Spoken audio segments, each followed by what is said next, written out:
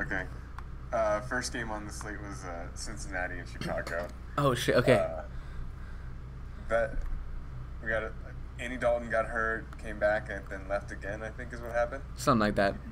And so we got a little bit of Justin Fields, who was 6 for 13 with a pick. Montgomery was 20 attempts, only 61 yards, inefficient there.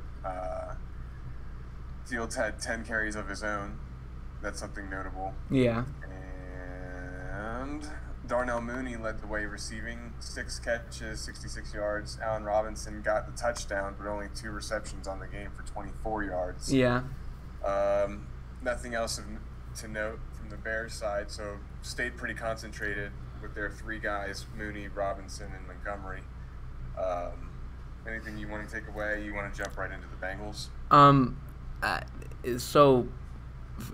For the Bears, I still think whenever there's a good Bears player, there's an opportunity for a buy low, because this offense looks awful every time they play, and like they just look worse and worse and worse. But they always produce a couple guys like Allen Robinson and Montgomery. So I'm still an advocate. Like we know A-Rob is gonna have a pretty good target share, and like he's gonna produce low and wide receiver one numbers like no matter what. So no matter how bad this offense looks, I'm always looking to buy him. Montgomery as well. He's looking at every bit a low end RB1. He's getting the volume on the ground, and with no Tariq Cohen, he's getting it through the air because Damien Williams isn't entirely picking up that role. So I like both those guys. I hope Fields gets in there, but like moving on to the Bengals, it's really hard to decide what receiver is going to do what in a certain week, but they're all startable. None of them are incredibly strong starts, but they're all startable nonetheless. Flex wide receiver twos. Do you have leanings towards like any of them? Because right now I don't know what to say. No, it's totally like it's going to be like a Dallas situation, you know. Yeah. They're all now. I mean, Gallup's out of the way now, but or you can throw Zeke in the mix. Between Zeke, Cooper, and CeeDee Lamb, trying to pick the touchdown is the same as trying to pick the touchdown between Boyd, Higgins, and Chase. Right. It looks like Higgins and Chase both scored again, so that's 2 weeks in a row where they both score. I just feel like anyone could score at any time. So like you said, they're all startable, but they're not all high-end starts because the distribution is there between 3 heads rather than 1. Exactly. Yeah. What about a guy like Joe Mixon? Oh, what are your thoughts on him right now? He's the only one getting any carries. He's the only one running the ball on the team. 20 attempts again. So elite volume. Just want to see it in some more positive game scripts, or just a little bit. Well, this offense is only going to get better, right? Yeah, likely. So now, if any time to buy on Mixon, now is probably the time before he really starts to pop. But the usage is everything that you want to see. So if you can get him, he's a good buy low. Yeah. Mixon. It's really funny how it's working out. I had guys like Mixon, Najee Harris, and Tony Gibson all within the same tier and all within the same archetype of player that we're going to get volume, but had question marks like otherwhere or elsewhere, and they're all kind of falling into that same bucket where like Mixon, he's going to get a lot of volume, he might not score. He's going to get decent pass catching work, but I mean, like that's questionable. I mean, Najee, kind of the same thing. Gibson, he's a 3-down back except for in the 2-minute drill and the rest of the time. So it's hard, but I mean, like a Mixon falls into this low and wide receiver one or low and running back one discussion. He's kind of like the poster child for that like player. He's going to be between RB8 and 14 most weeks, or 15 just because of the volume. And I mean, you can't ask for much more. Solid play every week. Yep, and he looks strong, looks good. Looks like he's ready to endure the workload for the season. So all signs are go. I agree. Let's go to the Browns and the Texans. Ooh. Mark Ingram, 14 more carries. They kept this game pretty close, so they didn't have to throw a ton. Tyrod Taylor left after he ran for his touchdown. Looked like a hamstring. And Brandon Cooks, 9 more grabs and a touchdown, 78 yards. Looks like a weekly a weekly plug and play, at least at the flex position. Brandon Cooks is. And you know that they're going to have to keep on throwing. Davis Mills didn't look that great, but still broke 100 yards on just 18 attempts and got the touchdown. Does that make you? All that said, does that make you want to buy into a Texans for any reason? The running backs are an absolute disaster. It's just such a mess. I don't want any part of that. But Brandon Cooks has been nothing for the better part of the last 6 years. He's been nothing but an elite fantasy receiver. And like I'm not gonna call him elite, but he's going to produce no matter what. I called this before the season. I mean, this guy has been a high-end wide receiver too, literally every single time he's been in the field. No, like quarterback proof, matchup proof, team proof. He keeps changing teams. He's just that guy. He's gonna be startable no matter what because he gets open, he can get big plays, and there's nobody to throw to. So Cooks like every week start. But I mean, like anybody else on this team, it's just a crapshoot. But I mean, Cooks is startable. But what are your thoughts on the Browns with no OBJ, with now no Landry, with no really real offensive passing threats? Like what's going down here? Look, I think they're going to go to the heavy sets and more tight ends. You know, that's where the Harrison Bryant, Austin Hooper, David Njoku. Yeah, they're all going to get involved. That's what I think. Yeah. And then Kareem Hunt. You know, he out-carried Chubb in this game. He as much of a threat as he is to Chubb, it still doesn't matter. Chubb is still he's still going to be an elite play every week. Yep. But the way that Hunt is being used and now is going to have to be used even more because the lack of pass catchers makes him just all the safer of an RB2 to a flex play for me. And so you can definitely bank on that Browns running game. Wide receivers are going to be a crapshoot. Even the tight ends, I don't think it's going to be all concentrated on Hooper, even though he's the main guy or the tight end one and is getting paid the money. Bryant and Njoku have shown receiving chops and are probably more useful in that role rather than blocking anyways. Yeah. So it's going to be really hard to bank on any sort of pass catcher, but the running game is 100% all in. Yeah, this was the game that I had the least notes on. I mean, it's just so boring on both sides because what it boils down for the Browns is you're starting Nick Chubb no matter what. You're trying to get Kareem Hunt in there, especially now where he could back him up a couple more receptions. But past that, there's really nothing. I mean, there's a three-headed monster tight end. Who knows which one's gonna get the touchdown that week?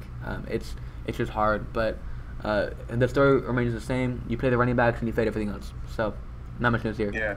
The last note on this game for me would just be that I would have expected, or I was expecting more out of the Cleveland defense in this game.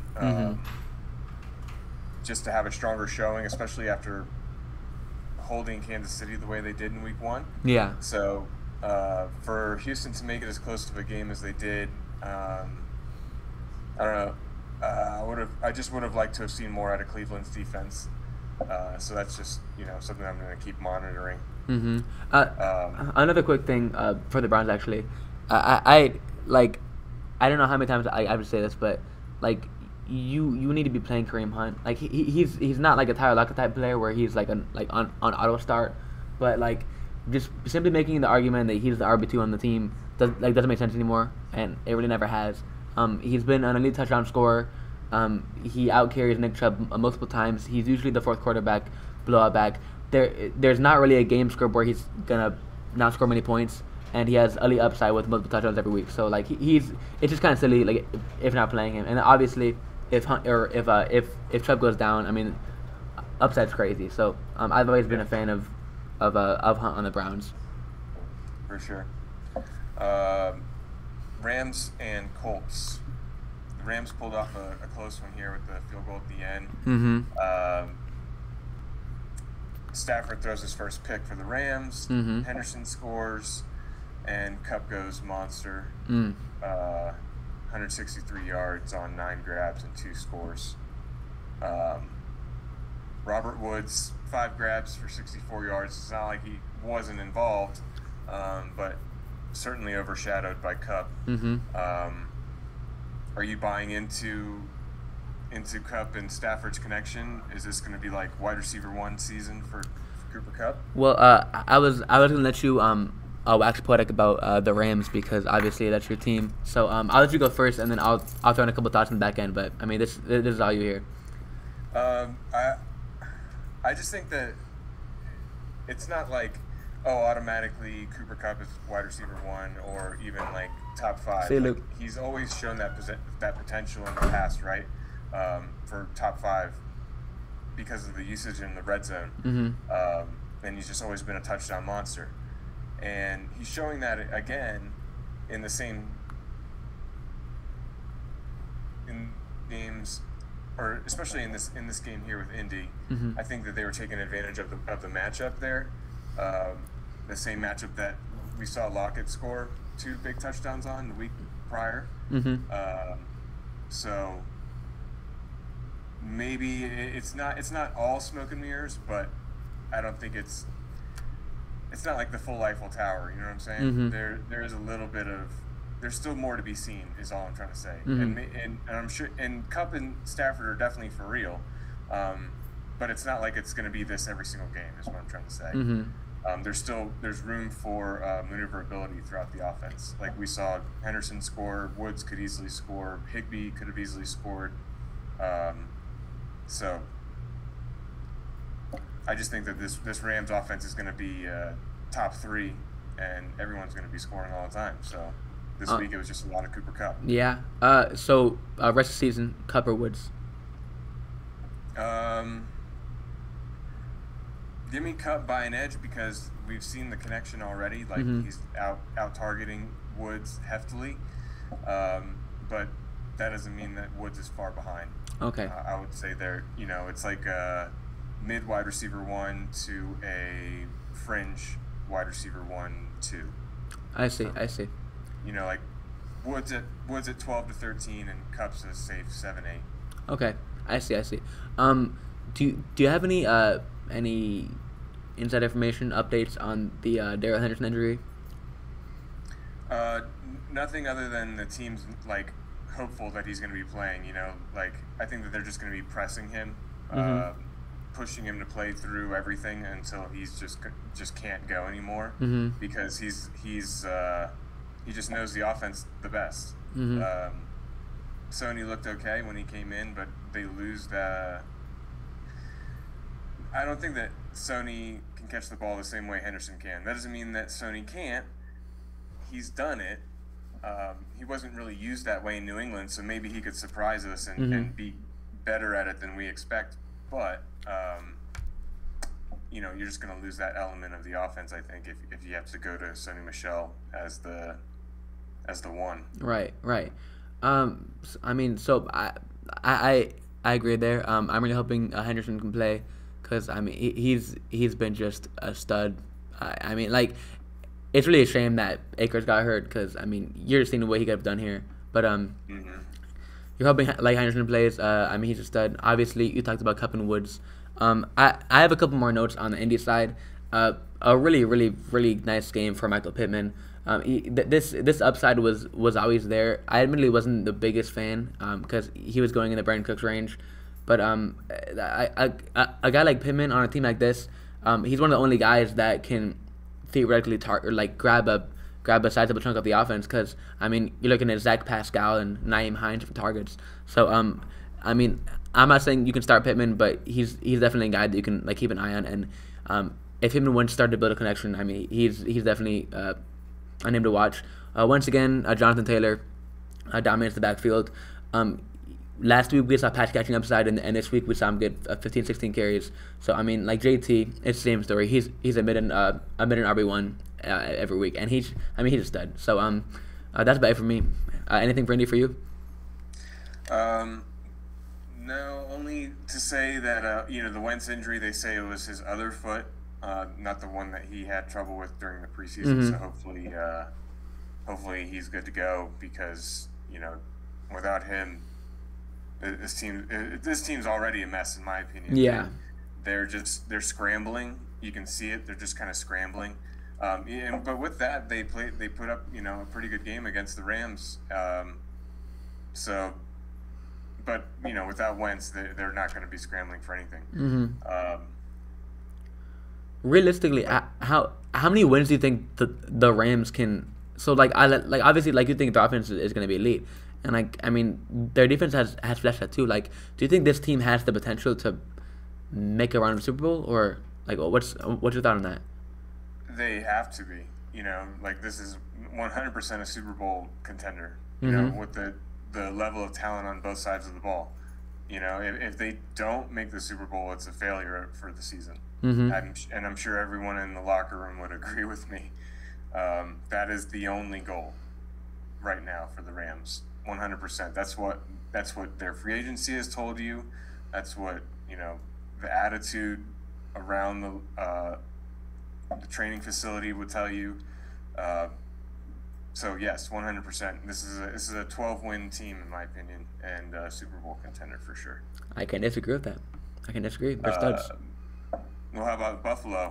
Speaking of Super Bowl contenders, yeah, they laid it to Miami 35-0, and you can say Josh Allen had a bad game with only one score and 35 yards on the ground. Mediocre game at best for Josh Allen. And they still put it to Miami like that. Is that expected, or? This game was just really weird. The Dolphins looked awful. They looked really, really, really, really, really bad. For a team with I believe the third or fourth highest neutral script pass rate in the league last year. And for a team that had the least amount of a touchdown go to the running back last year overall, when Zach Moss scores twice and Devin Singletary goes around with 100 yards in the score, that's just kind of weird. For both those guys, I guess their flex plays going forward, because there is a little bit of a more of a commitment to the run. But at the end of the day, this is a committee with a very high neutral script pass rate. And it's just hard to trust either of them, since they're both cannibals. Obviously, Steph Diggs gets a score. He's a stud every week. Josh Allen, he was pretty much the consensus QB2 by ADP going into the year, but I never saw it that way. And I don't think it makes sense to rank him there. It's Mahomes and Kyler and Lamar for me, which we'll get to later. But Allen's obviously a stud, but he leaves some to be desired to be out of that elite tier, in my opinion, for quarterbacks. Right. Right, because you're gonna get these kinds of games out of him, where, like you said, we're gonna get to Lamar and what kind of game he had, and the fantasy points that come with it. So yes, you touched on Diggs. He's a stud. Nothing changing there. Beasley cooled off a little bit compared to week 1, only 4 grabs this week. So, hopefully you weren't buying too much into that. Waddle leads the way for the Miami. 6 grabs, 48 yards. Even with Jacoby Brissett, 24 for 40. Goodness, that's... Yeah. Oh. Still seeing usage for Waddle is promising. If you are relying on him in your flex spot, you can at least, bank on some PPR usage there. Mm-hmm. And once again, Waddle has been a viable flex play multiple weeks in a row, but we at the end of the day, we are still dealing with a team that isn't fully healthy with Will Fuller missing time, and it's just going to be really hard for me to trust anybody if Tua isn't 100%. Tua wasn't a great quarterback to begin with, but Jacoby Brissett coming in, it's just gonna be hard. And one more quick note on Buffalo. Cole Beasley is the lamest flex play ever, but he is a flex play. He's gonna get 6 to 8 targets probably, and he's decently efficient with them from Josh Allen, who's a pretty good quarterback. So you could definitely do worse than Cole Beasley in the flex. I'm not going out of my way to do anything to get him, but you could do worse. I would probably prefer Beasley to Waddle going forward, even if it's really boring, with Fuller coming back. But yeah, Beasley's startable. So certainly with bye weeks coming up, it's viable. Yeah, for sure. Okay, so New England and the Jets. Patriots win 25-6. Mac Jones throws for 186 yards, no touchdowns, no picks, and his counterpart Zach Wilson goes for 210 and 4 picks. Mm-hmm. Damien Harris scores on the ground. James Oh my White scores God. on the ground. What a run by Harris! That was fucking nuts. Oh my God. That was like, okay, like I'm gonna try to like I watched 2 games like all the way through, and this is one of them. So I'm trying to like describe it in words. So like he gets the ball, immediately gets hit, breaks a tackle, and then goes like 5 yards downfield and like sidesteps the guy, breaks another tackle, and then he carries this like cornerback for like 10 yards and gets to like the 5 and gets like swarmed by like 5 Jets, and then his lineman push him. Like it was just like a Nick Chubb, Derrick Henry-esque run, and Harris is just that guy. Like he's an absolute stud. But sorry, carry on. That was just incredible to me. It was. No, that's everything that we love to see out of guys like that. You know, like the never say never or the don't die attitude. I mean, love it. That's why we invested in him as an RB3. Exactly, and he's paying off. Yep, 100%. On the Jets side of the ball, we got a little more Michael Carter, which is nice. And he led the way, 59 yards for his team. Hopefully we get to see a little bit more of him, but it looks like it's still gonna take an injury before we get to have that, you know, kind of safe idea of usage for him. Yeah. But still keep an eye on him, and the time will come. We're probably not too far away. Yeah, Carter is worth a pickup. He actually looked very good. Like by the eye test, he was breaking tackles, pretty elusive. But I mean, at the end of the day, this is a putrid offense that won't score a lot. But I mean, nevertheless, Carter is worth some fab and some consideration. But going to the Patriots, I wrote down 2 main notes. One of them was just 2 words: Damien stud. I mean, he's an RB2 like every week because he just does that. But my other note was about James White. This guy is always going to be a thing, literally always. He was in there for the 2-minute back. He got the goal line score, but obviously he's just there in money scenarios. He's gonna get out touched by Damien Harris every week, but a lot of the weeks they'll probably have the same fantasy points in half and full PPR especially, because I mean this guy's getting valuable touches every week. I mean he's gonna have duds naturally if it's positive game script, but for a guy like James White, you could definitely do worse in your flex if you're looking pretty needy. So, do you have any thoughts on the Jets receivers or tight ends or anything like pass catching wise? Because I was just like looking at like the split between running backs, and I mean that was what I was focusing on. So, I'll touch on James White real quick, and then I'll go to the Jets. So James White is just think about it. Let's like maybe we should have done this in the pre-draft process. Like, okay. Who on the offense, especially once Cam was gone, who on the offense is like the most veteran presence? Who has been there for Josh McDaniels the longest? It's James White. So of course he's going to get. It only makes sense for him to get usage and to be in there to help this rookie along and just like be in the right place at the right time when you need him to be, especially for that position as a safety valve. Yeah. I think we can expect a lot more 5 and 6 reception games for James White with a handful of carries. So if he's not picked up in your league, grab him now before the bye weeks and injuries start to pile up. 100%. Another thing was like this. I mean, Bill Belichick is still a genius. This Pats team is going to terrorize any young quarterback. I mean, Zach Wilson looked lost out there. He was just awful. Mac Jones once again. It wasn't necessarily impressive, but like I mean, you can't ask for much more out of a rookie. Just like spreading the ball around. He was solid, but please go ahead and start the Pats D versus any inexperienced quarterback because he made Zach Wilson look silly and he made Sam Darnold see ghosts. So, I mean, they're studs. Yep. Then the Jets pass catchers, you look at this line and there's like, oh my God, 7 different guys caught a pass.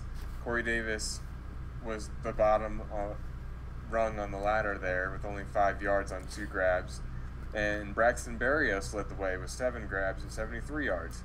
Is this something that we want to bank on for fantasy football? Not at all. No. This is going to change week to week. It's going to be, crazy. The only time that you can, if you invested in Corey Davis because of the preseason usage and we're thinking that he was going to be like a 8 to 10 target guy a game, you can't do that right now. No. You have to wait to see some more predictability out of this offense. Not predictability in a bad way, but just some sort of safety and comfort, knowing like that the offense is going to run efficiently in at least one direction, and that direction should be Corey Davis. So until further notice, you got to sit him. It sounds obviously like obvious in hindsight, and like we have seen good receivers, and Corey Davis is a good receiver. He's very quality. We have seen good receivers be QB proof, and I mean like after week 1 we were like, oh, Davis like might be a thing, but like I mean it was just so obvious. Like he's a judge receiver with Zach Wilson. Like you should have sold high, and like I wasn't like even like advocating for that because I was like, oh, like duh, like nobody would buy him, but like I mean this is how it's gonna be like most weeks, is a pretty inept offense with not much production. So yeah, yep. I agree with that. Okay, let's talk about the Niners and the Eagles. Alrighty. This was Niners come out with the win. Yeah. Elijah Mitchell gets all the usage that we wanted to see. 17 carries. Mm-hmm. He wasn't so great with them, but he was out there getting them. Bro, oh my God. Yeah, no, sorry, keep going. I'm talking to myself. It's okay. So then he gets hurt, right? Yeah. And then Hasty comes in, and then he gets hurt. And then Sermon comes in. He gets hurt. Play and gets hurt. Mm-hmm. So then Mitchell has to come back in, and he's okay, right? Yeah. And then how many carries did he get at that point, like after the fact, 3 or 4 probably. Okay. So the bulk of it was beforehand. Yeah, I mean, no, sorry. No, so I watched like this whole game, and I have a lot to say, so I'll let you finish, but I have like an entire page of notes because I was just like, I spent all my money on Mitchell, and I was sad. No, keep going. Sorry, it's oh my God. I didn't get to see the game, so I'm only going off of what I was able to hear and what's on the box score and the highlights. Yeah.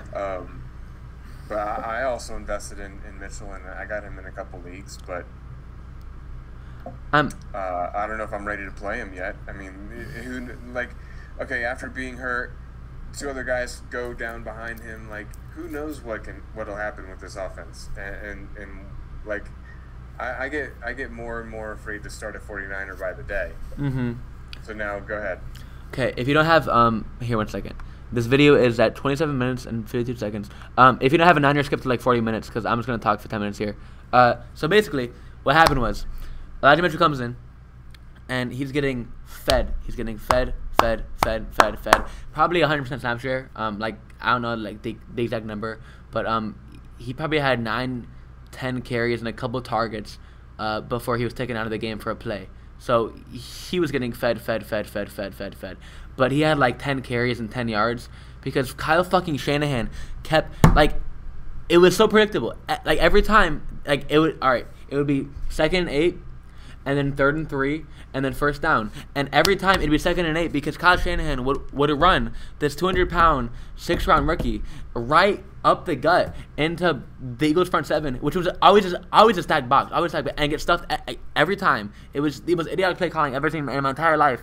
And then it would be like a pass to Debo, pass to Kittle, 1st down, and it would keep doing it. And Mitchell didn't have an opportunity to do anything. Like it was literally he was hit like at the line every time, and he like broke a tackle or he didn't. Like it was awful play calling overall, just awful.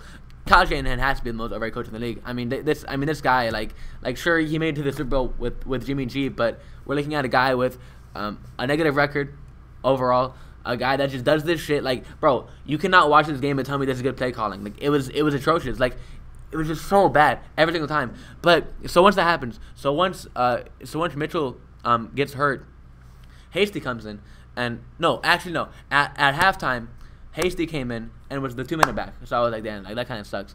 But Mitchell had every carry up until then. He probably had 10 carries and 2 targets. And then Hasty came in for the 2-minute drill and looked great, actually. He looked way better than Mitchell, but then he fumbled. Mitchell came in, right? He gets a carry at the 2-yard line. He dives for the end zone. They call a touchdown. I'm fucking elated. And then they call it back, put it at the 1-inch line, give it back to Hasty. He doesn't get it, and they kick a field goal. It was just awful. It was so bad. It was predictable. Every time they ran it, didn't work, kick a field goal. And it was like Kyle Shanahan, like, just wanted to keep the game close. Because, the Eagles had no business being there. They were an awful team. They didn't look good at all. And it was just bad. But that being said, it was good that Mitchell came in. So once they were in the 2-minute drill, Hasty played all the way.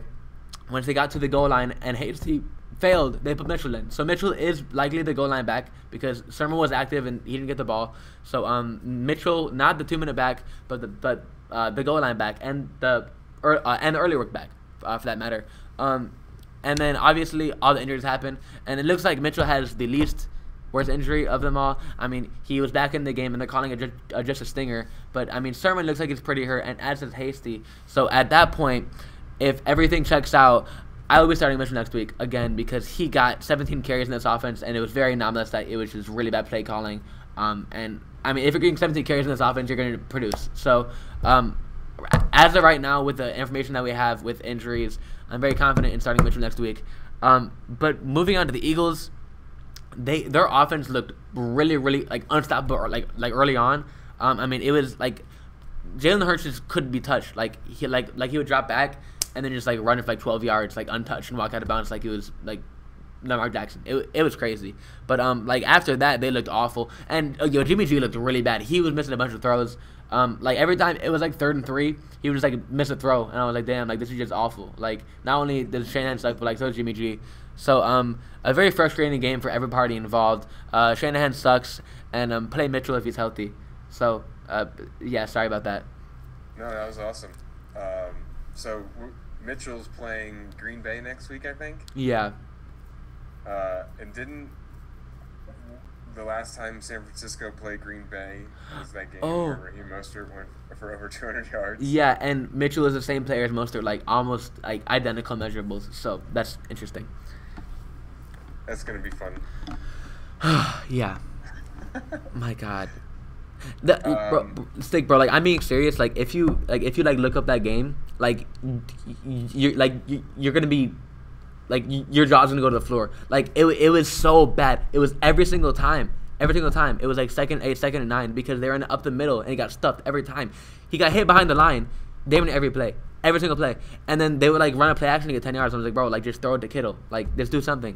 Debo. And then they threw one pass to Debo. He had 2 targets. They throw it to Debo. It's 60-yard catch instantly. Second touch. And I'm like, bro, this is just frustrating to watch, but it's over now, so we can move on. Steelers lose at home to the Raiders. Yeah. Yeah, what I tell you about that defense? I think it looked real against Baltimore, and they came to play in Pittsburgh. That was a good call. I went against that, but that was a really good call. What do you want to take away from your team? Anything? One of my key points that I highlighted was Najee is going to be really, really good. Really, really, really good. And it's not because he caught a touchdown. It's because he had, I think, 5 or 6 catches. He's going to have a damn near monopoly of the backfield touches. But if he's getting receiving work on top of that, I mean, he's top 7, 8, 9 rest of the season pretty easily with a very high floor. I mean, his ceiling isn't incredibly high. His absolute peak outcome is probably James Robinson last year. But I mean, even then, you're really happy with him at the 1-2 turn. So for sure.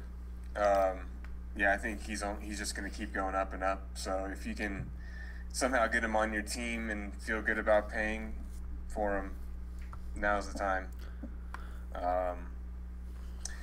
Raiders side of the ball, Derek Carr. I mean, 382 yards, 2 touchdowns. Mm-hmm. Spread the ball around a lot. Looked like he was an MVP candidate at one point. Yeah. Looked like that again. I mean, Do you have anything to say about Derek Carr and putting him on your fantasy team and what this Raiders offense is doing? I've always liked Derek Carr in theory, never in practice, but always in theory. Like, I mean, it sounds good. A pretty accurate passer with a big tight end, a decent running back, a half decent line. He's gonna throw a lot because his defense is not great, even though it's getting better.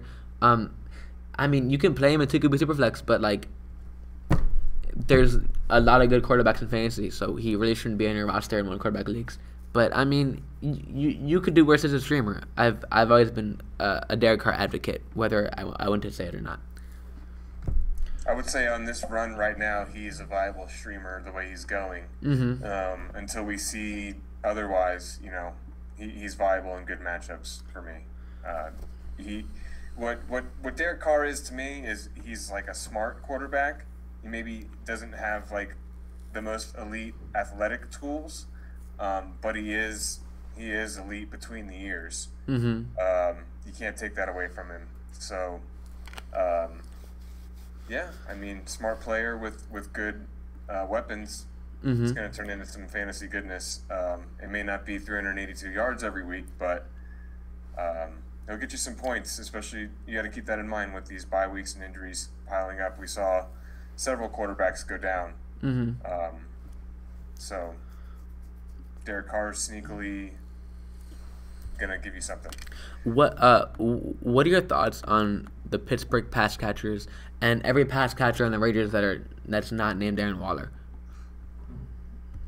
It's a dice roll With all right of them, now.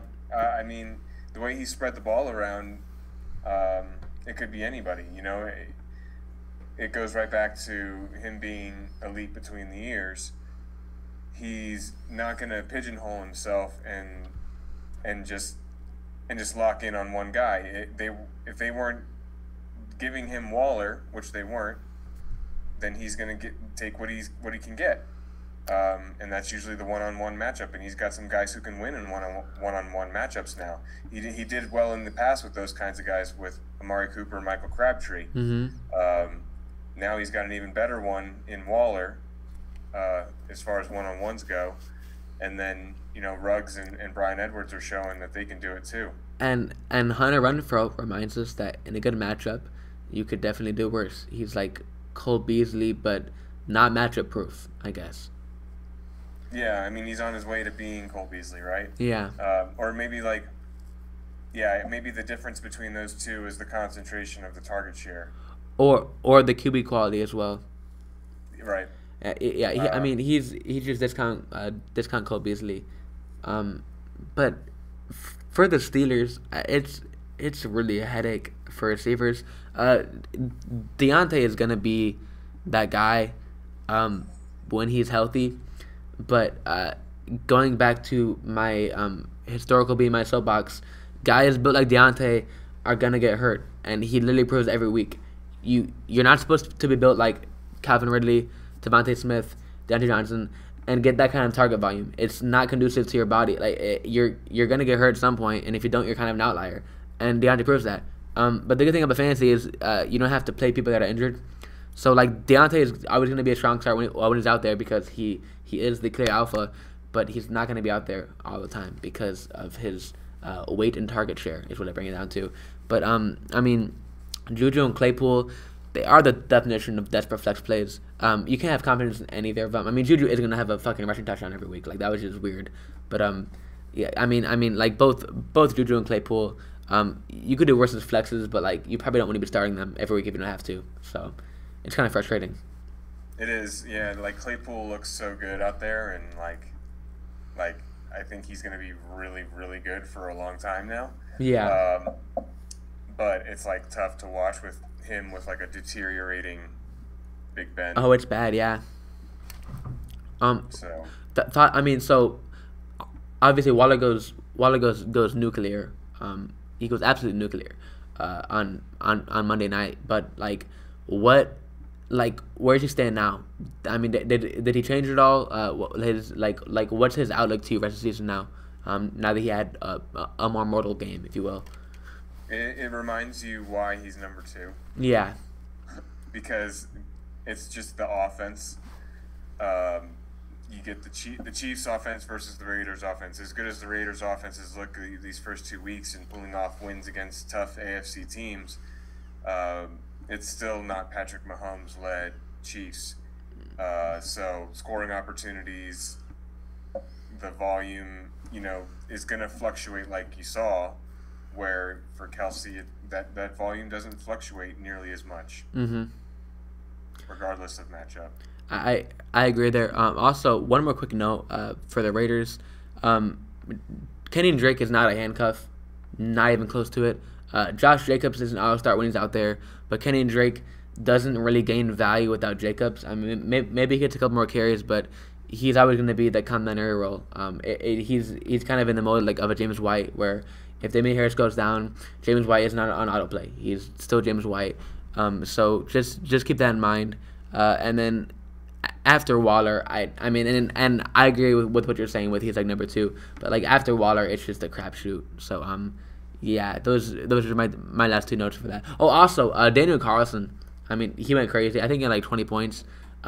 He's that kicker that like makes sense like in theory, like on offense that shouldn't score a lot of touchdowns because like it's like a bunch of checkdowns. And, like, it kind of works out. Like, he's been a pretty elite kicker for a couple of years. So, like, if you can get Carlson, do it, I guess. Because, I mean, he's going to be a stud. But that's just, like, that's irrelevant. It's kicker, so. Right. Yeah, well, I, like, picked up Matt Prater as my kicker in, like, all my leagues just because of the amount of plays and how much the offense is going to move the ball. But they're, like, just scoring a bunch of touchdowns. So he's only getting 1 point. Ryan Suckup. So this week, I had Suckup in my home league. I lost by, like, 5 points. He had 6 points, and they're all from extra points. Like if Tom Brady could just be worse, I would have won. But like that's besides the point. No, just 1 field goal. Please. Seriously. All right, so Panthers take on the Saints, and wow, they really flipped the script on the Saints from week 1, didn't they? Oh my God, yeah. Saints couldn't even get the ball into the end zone until the 4th quarter, which wild. Just weird, like. Kamara only has 5 rushing yards on 8 attempts. Kamara leads the team in yards with 30, by the way. Yeah. Like, what are we doing now? Like, are we panicking? I actually have a lot of notes for this game, so I'll let you go first because I have a couple gems here, I think.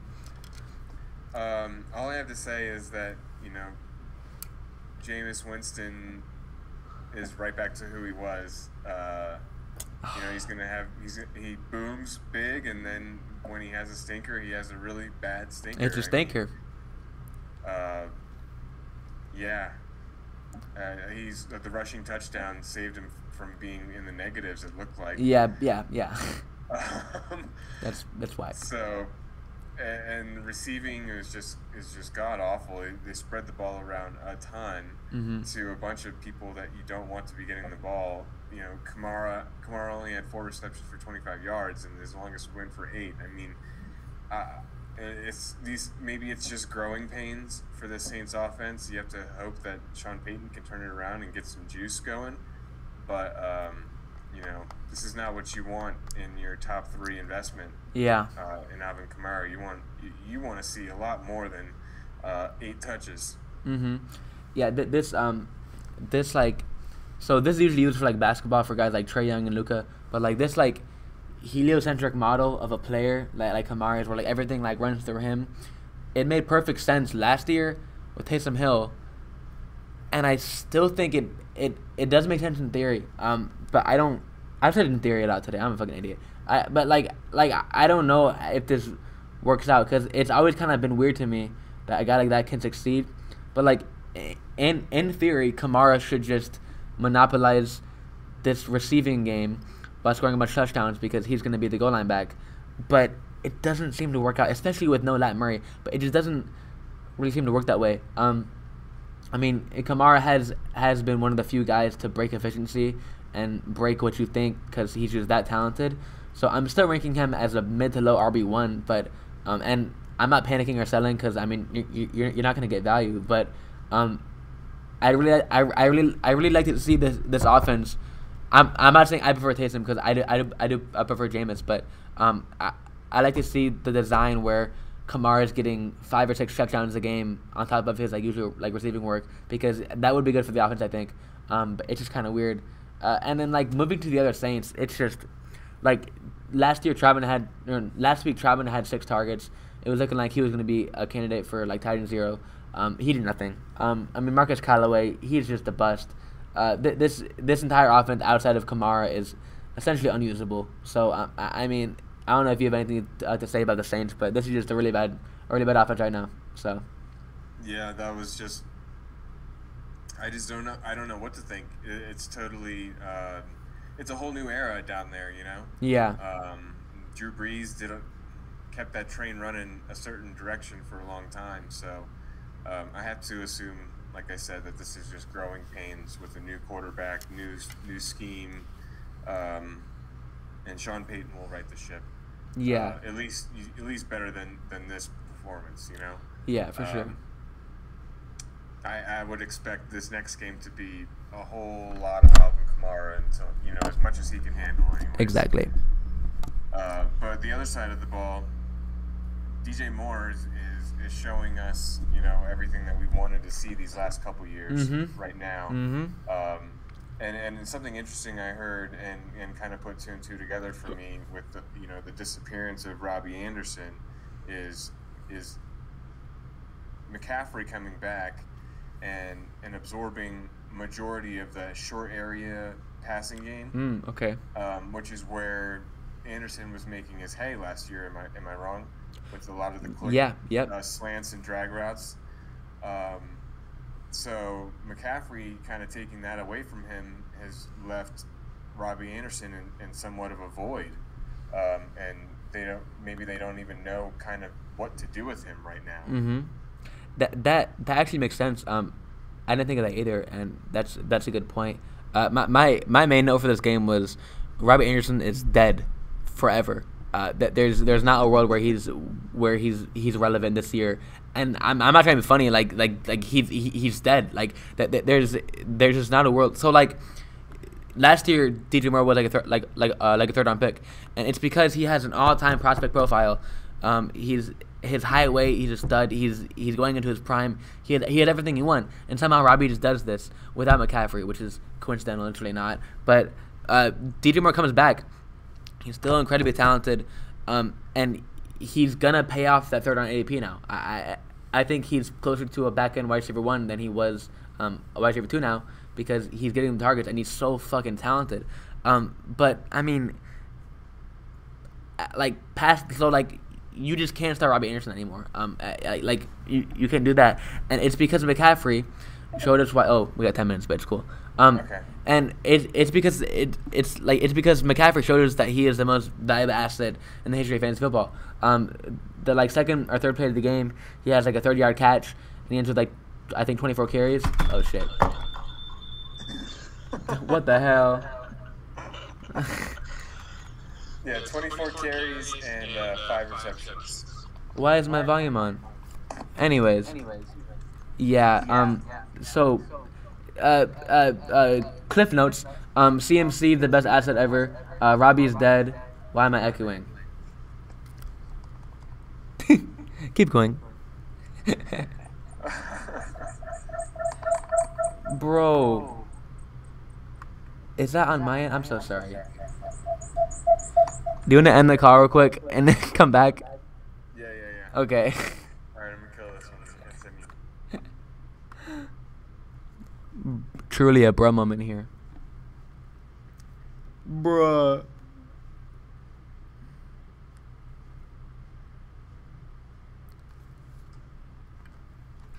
Damn. My shit went dead, bro. That's wild. Anyways. Like I was saying, dude, I thought I had more notes for this game, but I might delete some of them. Robbie Anderson, he's not startable at all anymore. CMC is the best asset in all of fantasy football history, and DJ Moore is a wide receiver 1 now, which is what should have happened, because he's a freaking stud, bro. Also, Sam Darnold is relevant, and 2 QB super flex, and I'm really interested to see if Alvin Kamara can break efficiency again because, I mean, last year he should have been not good, but he came in with the Taysom offense and was just like this shit and the poop stain and everything else. He was an absolute legend.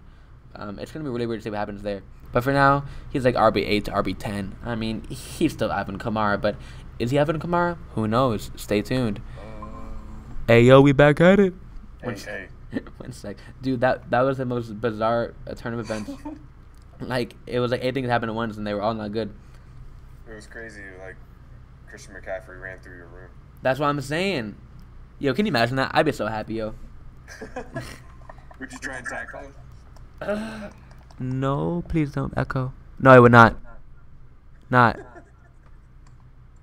No. What the fuck? Like an ankle grab? Something like that. Bro, I don't know what's going on right now. Oh my god. It's amateur hour, Stickman. Anyways. Bro, oh, okay, like that ass. Like troubleshooting like live on stream. I don't know what's going on right now. Like, my volume is off here. I think it is. Wait. No. What about now? Better. Let's fucking go, dude. Okay, I'm an idiot. That's it. That's the stuff. All right. Oh my Complete, god. Your sentence on McCaffrey and his 29 carries and elite usage. Yeah. I'm gonna say every time because it's kind of funny. But he's like literally the best asset in the history of fantasy football, like points per game wise. And he shows you why. He catches a 30-yard ball the first play of the game, and then he has 24 carries and a touchdown on the ground. Like nobody does that ever. And if he's gonna do that, Robbie cannot exist in a world where DJ Moore is wide receiver 1, and it's finally that time for DJ Moore, so Robbie Anderson can't be started. Sam Darnold is viable in 2 QB Superflex, because I mean he has DJ Moore and Christian McCaffrey, but I mean anything past that, I don't know. What do you think? He's streamable like for a bye week or if you need to.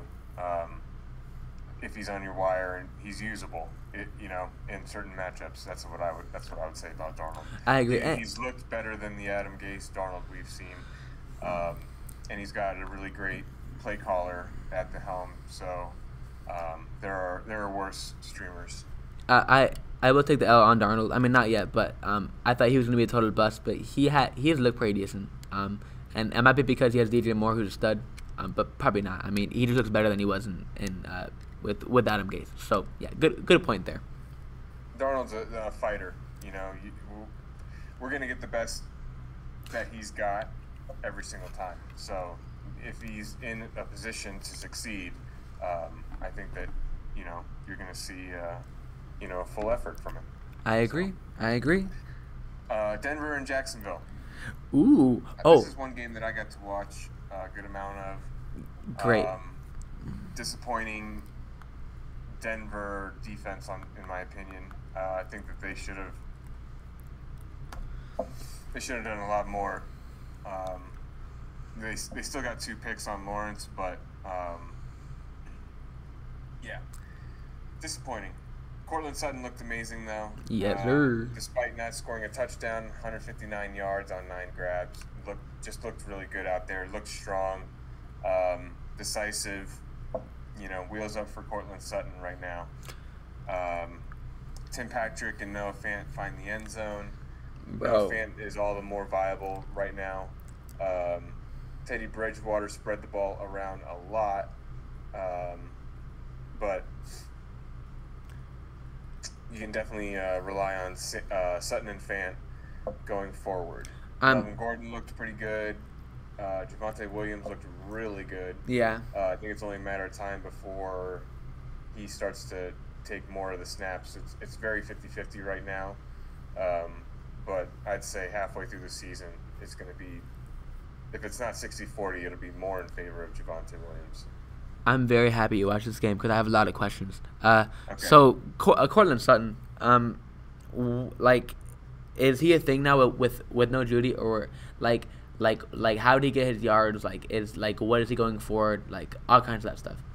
He was medium to deep routes mostly, but he was just breaking separation at the top of his routes every time. He looked, like I said, decisive in his routes. So Yeah, he just looked good. He was able to make a jump ball catch. Yeah, I mean with no Judy, they were definitely honing in on Sutton. Nobody else had more than 4 grabs, Mm-hmm. and that was both the tight ends. Alberto and Fan both had 4. Mm-hmm. Yeah, Sutton is going to be the main guy in this game, receiving game. Yeah. He was just honed in on him, and everyone else that got a catch was a second read. So moving forward, are we looking at a flex play, a lone wide receiver 2? What is Sutton from here on out? I would say he is a safe wide receiver to play. I wouldn't rank him as a wide receiver 2 week in and week out. I would say he's a fringe wide receiver 2 and 3. Okay. The upside for a lot more. Okay. But because of Teddy Bridgewater as his quarterback, I'm not ready to say that he's a locked and loaded wide receiver 2. Right. Maybe a couple more games of some chemistry like this, then you have to change your mind. But as of right now, he looks great, but I wouldn't say he's at his ceiling yet. Mm-hmm. Okay.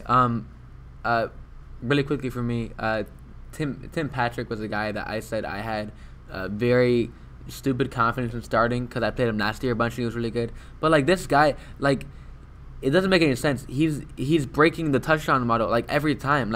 His touchdown rate is literally historic, and I don't know why he keeps scoring, but he does. So until he doesn't keep scoring touchdowns, keep playing, I guess. He was wide open on his touchdown grab. Was he really? Wide open. Bro, he's just that guy. I don't get it. In the Yahoo League, I just we had a stacked ass team, but we kept playing Tim Patrick because he just kept scoring. I don't know why, but that's besides the point. Fan solid. I have a lot of questions about Jacksonville though. So give you a rundown, and then I'm gonna ask him questions because I'm really curious about this team. Trevor Lawrence looked pretty good throwing the ball when he had some time. He actually made a few nice runs as well and picked up some first downs. So Trevor Lawrence was a lone bright spot for the Jaguars. Him and Marvin Jones. Marvin Jones caught a beautiful long touchdown pass. Yeah. And then James Robinson. I mean, talk about the never say never attitude. Tackle on the interception. I don't know if you saw that play. No. The interception happened in front of James Robinson, a good 20 yards in front of him maybe, and the guy ran to the opposite side of the field and broke some tackles, but James followed him across the field and ended up making the tackle inside the 5 and stopping the touchdown. You love seeing that. Love to see that. Like I said, forcing his way onto the field. Not only that kind of heart was shown in every run that he was given as well, every opportunity he was given with the ball. So I don't want to say wheels up for James Robinson because we still need to see him get more usage, but it was certainly encouraging to see him get utilized a bit more this game in lieu of Carlos Hyde. And when he did get the ball, he looked super hungry and he looked pretty good. Mm-hmm. Going against a pretty tough defense at that. So maybe in some softer matchups, if we see the usage ticking in the right direction, he'll be viable again. I see. Okay. What? I just forgot my question. Oh my god. Oh. Okay. Yeah. So going forward, once again, is J-Rob more of a flex play? Is he more of a RB2? What are we looking at here for J-Rob? He's a wait and see still. Yeah. Next week I expect him to show us that he's viable again. Yeah. But I also, I'm weary of what Urban Meyer's going to do, so I'm not ready to plug him in yet. I want to.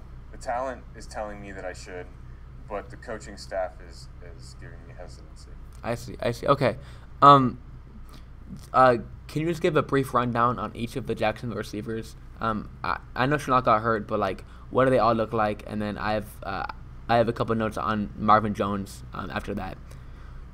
So Marvin Jones looked great. Creating a good amount of separation. high pointing catches. Like, he just looks like the same guy he has for the last 3 to 4 years, which is weird. It's Man it's like a doesn't better age. version of Frank Gore. Right. Chenault is like getting the gadget plays and the Deebo Samuel type of plays, 2.2 ADOT, which is weird. He doesn't have that. I guess these plays were originally designed for ETN, and he doesn't have that same burst that ETN has. Yeah. So it doesn't work.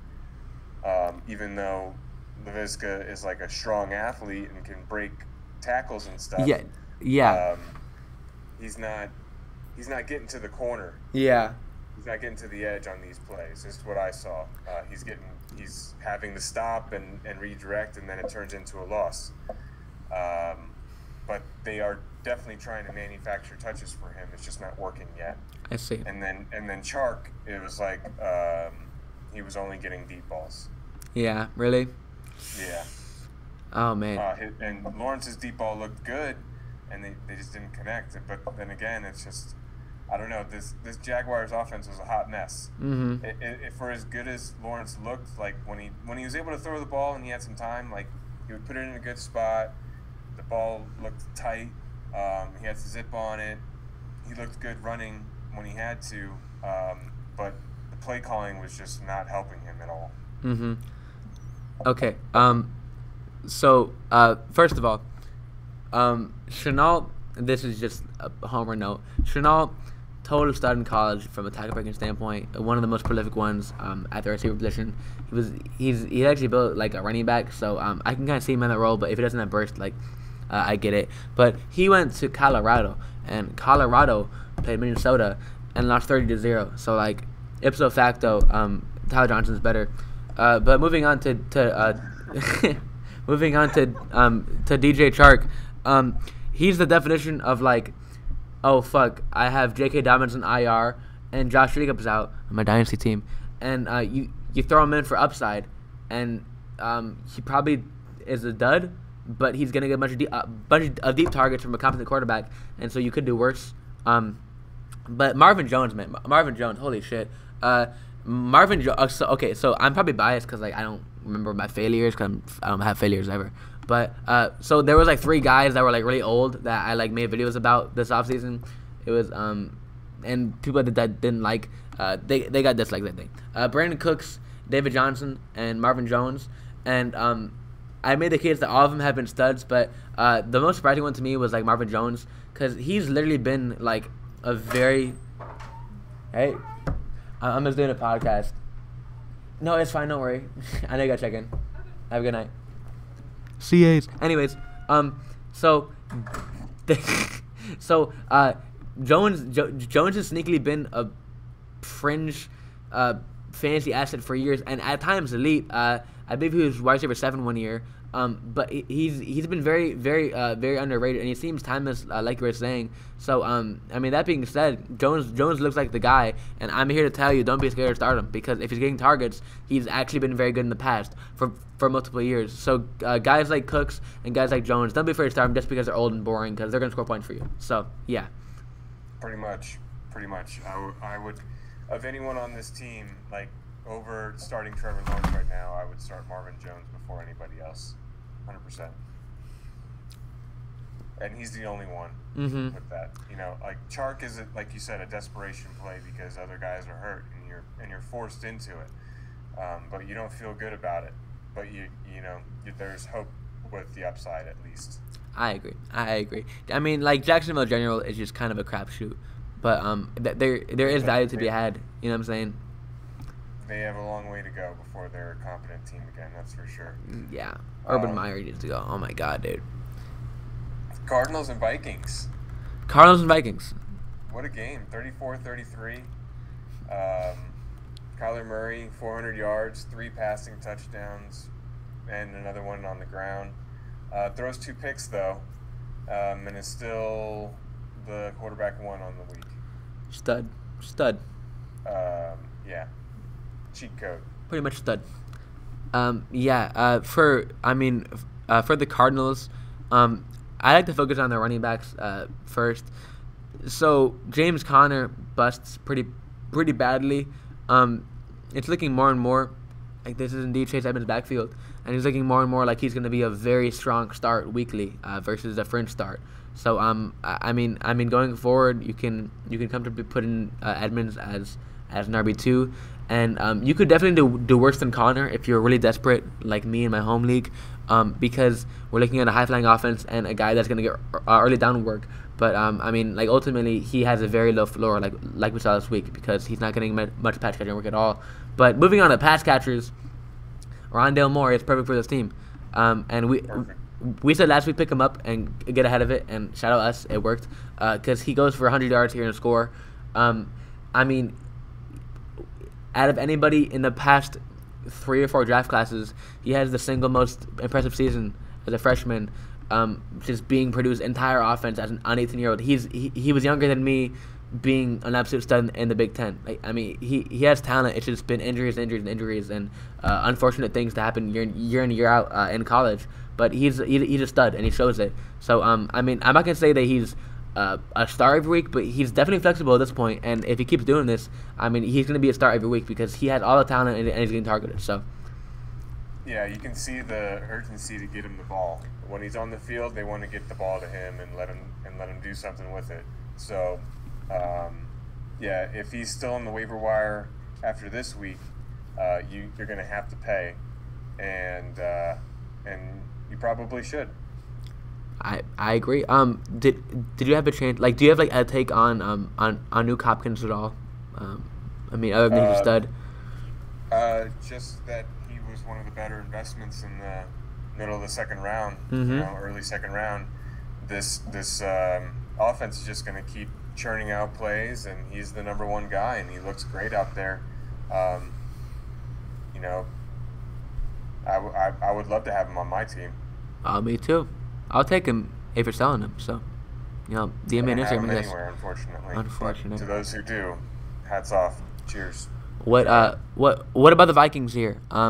I mean, my main note was, and we're gonna get to the Titans at some point, but I still believe Dalvin Cook is finished as RB2. I mean, we're looking at a guy that is just a big play waiting to happen. 20+ carries, 100 yards. I mean, it's the same story. He's a stud. But once again, Jefferson and Thielen remain great starts every week. Thielen just keeps scoring touchdowns. I have no clue how, but he just does it every week, and it's bizarre, but it happens. Finally, Jefferson gets in the end zone. Good for him. KJ Osborne, a quick note here. I made a post about KJ Osborne in the offseason. He's literally like a punt returner, but I was like, look at these measurables. He might be good at some point. And fuck everybody because he was good this week, and he's probably not going to be good ever again. But I have receipts that I said he'd be good at some point. So shout out me. But besides that. Well, didn't he get a bunch of targets last week? I don't. I might be tripping, but I don't think. Here, I'm gonna look right now. I don't think so, but I could be wrong. But he got a bunch of work last week too. He's very dynamic, and that's why I was like into him. It's because he's very dynamic, and he had a decent like receiving profile. So if he got here, 1 second, I'll look it up. He's already got 15 targets on the year. Does he really? Yeah, and 167 yards. Okay, that's interesting then, because he was a really good prospect that I made a post about. Yeah. I'm not gonna. This is news to me. Like, I'm a bad analyst, but like, I mean, he doesn't suck. Is what I'm trying to say. So if he keeps doing this, don't be afraid to pick him up because he doesn't suck at all. He's not a bad NFL player. So yeah. How many other wide receivers got 15 targets in their first 2 games? Not many, probably. Not many at all. I would say only the good ones. Yeah. So. If he's on your dynasty waiver wire, he's worth an ad. I don't know. I don't want to say redraft quite yet, but like not redraft. No, but like I'm here to say he's a legit very good prospect. Like if I'm recalling correctly, and this is entirely off memory from like a whole year ago, but from Miami, very dynamic in special teams, yards after the catch, just a big play waiting to happen. And so if he's getting targets in this offense in between Kirk and Thielen, and he's that dynamic, I mean, he's worth an eye at least in redraft at this point. Yeah, I mean, you got to keep an eye on him. You got to put him on the watch list kind of deal. But, yeah. you'd have to be pretty needy at wide receiver to pick him up. He's at best still the third option. Looks like maybe they, decided to disregard the tight end position altogether and go with a third wide receiver because he obviously can make plays. I didn't. A 64-yarder in this one. I didn't think of that. This is actually very interesting. No tight end, which is true, and you pointed that out. Like, if they're just gonna run 3 wide, Osborne is gonna be viable because he's very much in the mold of a Rondale Moore, where he's not nearly as talented as Rondale Moore, but like he's that like yak specialist guy. Like if he's gonna get targets, he's gonna produce because he's gonna catch them on and break tackles. So I'm suddenly a fan of KJ Osborne in redraft. I'm not saying pick him up like immediately, but like you could definitely do worse because like if they're gonna have a tight end, like he's gonna be on the field and he's very good at football. So that's really interesting actually to think about now. If you're hurting at wide receiver, he would be worth a speculative add for me because he does present upside throughout the season. The possibility is there. Again, it's only a 2-game sample size, but 15 targets in 2 games is pretty good. Yeah. Especially your first 2 games with a quarterback, and your first 2 games in the NFL. So, yeah, I mean, why not pick him up? That is kind of wild, actually. Wow. Good notes there. Any thoughts? Okay, like I guess we can get into it later, but like a sneak peek. Rest of the season, who would you rather have, Dalvin Cook or Derrick Henry? Either. Yeah, I mean, but like you got to pick one, I guess. I'm saying Cook by a hair for the record. Henry by a hair. Yeah, and they're this close, And it's only because. All right, I'll tell you why. It's because what we saw in these first 2 games in Tennessee, how this passing attack kind of struggled, and then all of a sudden Derrick Henry pops, right? Yeah. At the end of this second game here against Seattle, and they win the game because of it. So not only do we see a team who was trying to push a new narrative with a passing offense, go back to what worked. You have in Minnesota, yes, they're a team who wants to establish the run every single game and kind of rely on the defense, but this defense is showing us that they cannot do that just like they did last year. They're going to have to pass more, and the passing options in passing options in Minnesota are very good still. Yeah. Justin Jefferson and Adam Thielen, and now KJ Osborne coming on the scene, breaking big plays.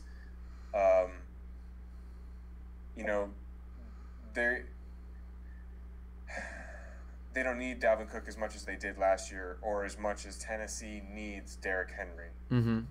If that makes sense. Even though both teams need both very, very much, give me Derrick Henry a slight edge for me. That makes sense. That makes sense to me. Well, what's the next game we got here? It's Atlanta and Tampa Bay. Oh, okay. So I think the stat I saw was Tampa Bay scored 30-plus points in their last 6 games or something like that. Oh, my God.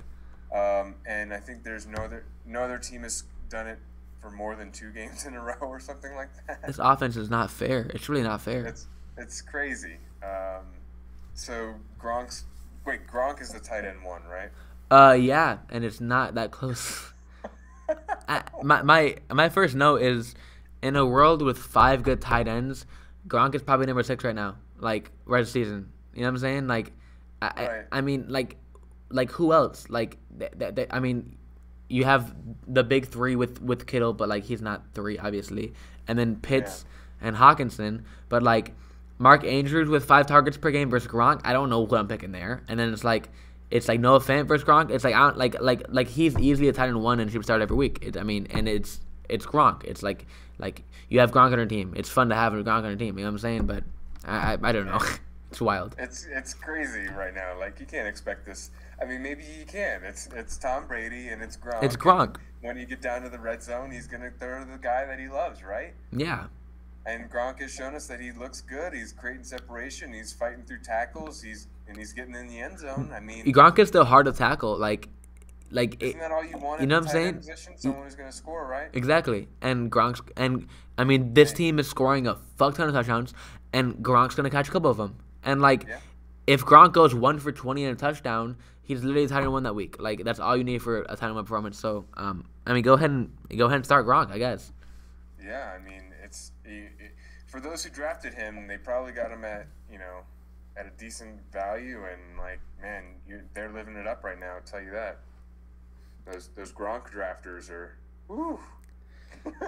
Must be very smart, handsome individuals. Yeah. Cool guys there. How about Atlanta? My boy Ridley got in the end zone, and they made it look easy. When they got down there, and they're like, "Oh yeah, we want to score. Let's just get the ball into Ridley's hands." He was like, "Oh yeah, I can get open, no problem." Yeah, I mean, for Ridley, I'm not worried. I mean, this is gonna be the story more often than not. He's gonna get fed.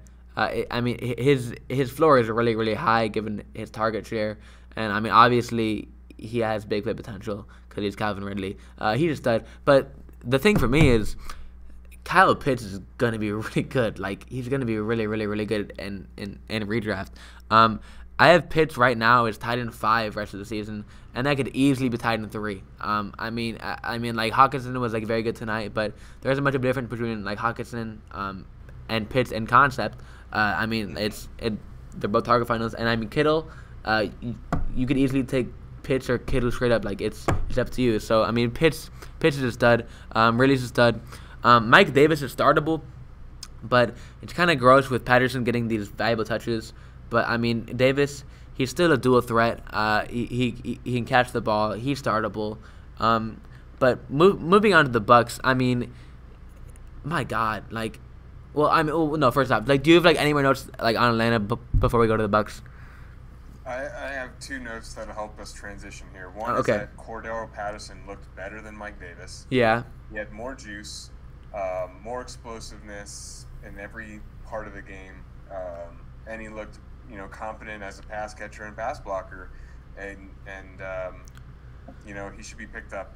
And I wouldn't say that he's a weekly start, but he should be rostered to see what happens going forward, because this may be more of a split than we initially thought was going to be. Yeah. And like I said, Patterson's still got some juice even at his age. Much to the contrary of Leonard Fournette, who I wish would just stop giving Leonard Fournette the football. He's so bad. He's so bad. He's so bad. Just so bad. This is a great take by Six Stomper. He's so bad. It's just so annoying. I just he sucks the fun out of like anybody else in the team. You know what I'm saying? Like, yeah. I just can't with the Leonard Fournette.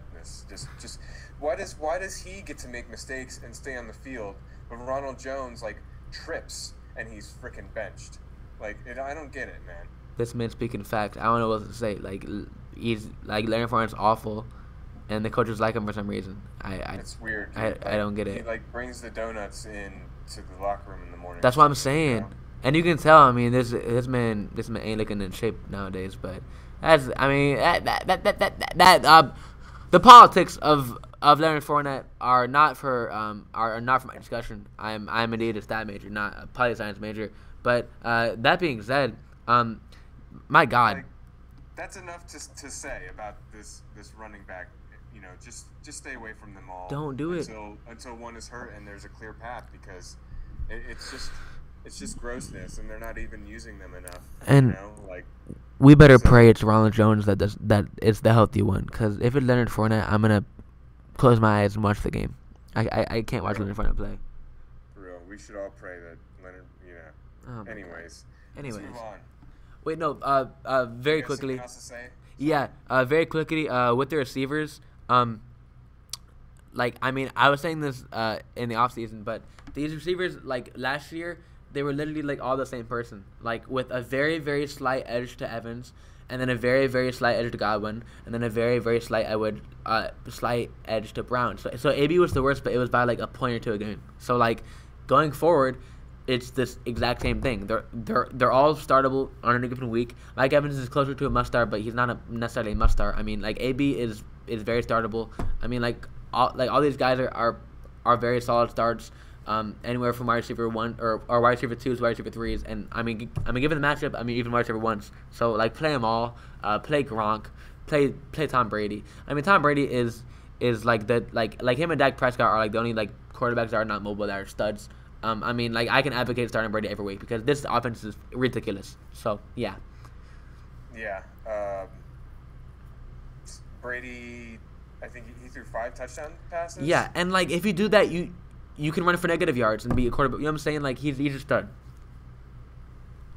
He threw 5 touchdown passes and he still wasn't the QB1. Isn't that wild? It's amazing. That's so wild. Number 3. Behind Kyler and Lamar. Behind Kyler and Lamar. Jesus Christ, yeah. It's not fair. It's not fair out there. Yeah, Lamar threw 1 touchdown and 2 picks and still scored. That's bullshit. That is so bullshit. Like, like I love fantasy for that shit, but like that would just piss me off if I was like a regular fan of football. Yeah, it's crazy. It's amazing though. At the same time, like just beautiful craziness. Right. Okay. Yeah, I was like for Tampa Bay's pass catchers, they're definitely all startable, but. You know that there's probably just going to be one guy left out each week, you know, or the other 2 will be just fine. Yeah, and like I mean at that point you don't want to guess it, so just play them all. I mean if you have them, they're all strong starts, and I can't say anything else. Yep. Okay, Chargers Cowboys. This was a good game. Okay. Not as high scoring as I thought it was going to be, but good nonetheless. Tony Pollard. Is he better than Ezekiel Elliott? Dude, he always has been. Like, it's not even you could see it with like, bro. At one point, Tony Pollard was like number 1 in NFL history in like yards created or something. I don't know. It was like an obscure stat by breaking tackles, but like he's always been a stud. Zeke always kind of sucked, but like now we're just seeing it in like the volume. But like even then, it's just like Pollard's not gonna even start up. I don't think it kind of sucks. What do you think? I think that Pollard just showed, like, okay, Mike McCarthy. What did he do a couple years ago when he was the head coach in Green Bay? Didn't we have this whole, like, free Aaron Jones movement because Mike McCarthy was this, like, crazy 2-headed running back coach? Yeah. And now, like, Tony Pollard ended up with 13 carries and Ezekiel Elliott had 16. And Tony Pollard is giving him no reason other than to put him on the field. Are you saying that Jamal Williams is indeed Ezekiel Elliott and Tony Pollard is Aaron Jones? Yes. That would make me very happy. It is. We need to free Tony Pollard. And this Tony Pollard should have never been in jail in the first place, but like I don't know, cause like okay, like this is like legit, like this is one of my only takes that like documented back like years. Like Pollard's always been an absolute stud, and like he like and like at a certain point I became like desensitized towards like his propaganda, cause like I've been hurt so much, but like so I can't give like an objective take on this really. Like I'm gonna say like it's not gonna happen cause like I've seen so much, but like just know Pollard is better than Zeke, always is better than Zeke, and is better than almost running back in the NFL on a per depth basis, and always has been, and always will be probably because he's incredible. So like if he's playing and getting these touches, play him. But like I can't give you like advice because I'm so scarred from this. So I don't know. Yeah, we are trending towards Tony Pollard being a standalone flex play, like having standalone value as a flex play. If I see one more game with this type of like split in the backfield, then yeah, I'm sold that it's much more of a timeshare than everyone wanted to admit, and that maybe that's better for the team. That parallel, but yeah, that parallel between the Aaron Jones, Jamal Williams Packers is something that I didn't think about. So that's really interesting. And if that happens, like Tony Pollard is definitely startable because like he's so good. Bro, he's just so good. Like when he gets the ball, and I mean I was of the opinion I'm not gonna saying like I'm still biased because like I've been on this hype train for like so long, but like I still think Zeke is a safe RB1. That's probably going to be a bad take if what you're saying is like remotely true. But I mean, like I don't think you just panic on Zeke because like everyone kind of is, and like Zeke has just been a stud his entire career. So I'm kind of betting on the like historical precedent, I guess. But that could go wrong if Zike's right, which he very well could be. So it's gonna. Zeke was always elite because of the usage. Yeah. And he was on an elite offense with an elite offensive line. That offensive line has taken a couple hits. They're definitely still like upper echelon, but they're not like number one like they were. And he's older, and he's got a new coach in Mike McCarthy, who's implementing this 2-back system. We're seeing it implemented, and Tony Pollard is again, every time he's on the field, they're urging the ball into his hands. Bro, he's so good. Yeah, like, I mean, you can just see it. Like, you don't even need stats, but like there are stats, but like you can just see it. Like every time he gets the ball, he's so good. Like it's obvious. It's like Kareem Hunt and Nick Chubb. If Kareem Hunt wasn't so good, he wouldn't be on the field getting those touches, taking them away from an elite talent like Nick Chubb. Right. Tony Pollard is only on the field taking away touches from Ezekiel Elliott because he's so good. Yeah. Like, there aren't many backs that could, like, I mean, given all the Cowboys have invested in Zeke, there aren't many backs, like Zeke, like Pollard isn't there getting touches to, like, spell Zeke. He's getting there because he's, like, making him. This isn't a case of, like, getting rest. It's a case of, like, getting a guy touches that's really good. You know what I'm saying? Exactly. So, exactly. That's a huge difference that everyone should take notice on. Yeah. Okay, so let's get away from the running game and into the passing game. CeeDee Lamb led the way with 8 grabs for 81 yards. Matchup proof. Had more than 3. Matchup proof. Yeah, CeeDee Lamb is, exactly. And we saw in week 1, Dak really honed in on him early, even with, Amari having such a great game. It could have easily slid in CeeDee's favor if he came down with a couple of those grabs in week 1. And we saw it here in week 2. He did come down with them early and often, and it didn't leave much else, Yeah. CeeDee Lamb is, I don't know, top 8 rest of the season maybe. He's a very strong wide receiver one because he's just that good. There aren't many scenarios where you're getting a guy of CeeDee's talent and a guy like Dak that's throwing the ball so much. Like he needs to capture such a small percentage of the team's offense with the total passing volume to be that good, but his market share is going to grow as Gallup is gone and as Amari is banged up all the time.